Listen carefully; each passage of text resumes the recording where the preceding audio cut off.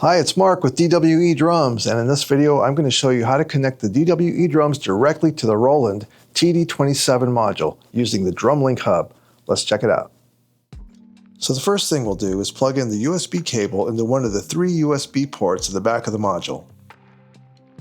So once you've plugged in your DrumLink hub to the back of the TD-27 module, you'll see a pop-up screen indicating that the hub is connected.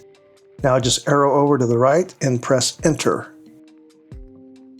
After hitting enter, you'll see the RF screen showing you that RF channel 1, the default channel, is selected. You can change this between channels 1 through 4. Also, you'll see an RF on and off button on the left. Make sure that that is showing that it's on. Now, next thing to do on this window is to press the pair button over to the right. And this will start populating the drums that have been previously paired. If you've never paired your drums here, then you'll need to tap each drum to get them to connect. Once the drums are all connected, press the system button, choose the trigger option, and then choose DrumLink trigger by pressing enter. Once you've entered the trigger settings, you'll see the options at the bottom. You have basic, curve, options advanced, tools, and the default button. And what you'll see on top is the last drum that was struck. So if you strike a snare drum, you'll see the available parameters under the basic screen, and these are very closely related to what's in the control software. Now by default, these are all assigned to have optimum performance, but if you need to adjust anything here, then just arrow down and make your adjustments. Once you arrow down and make a selection, then you can use the wheel to change the setting. Now if you do make changes here, remember to strike the drum so that those changes are stored in memory.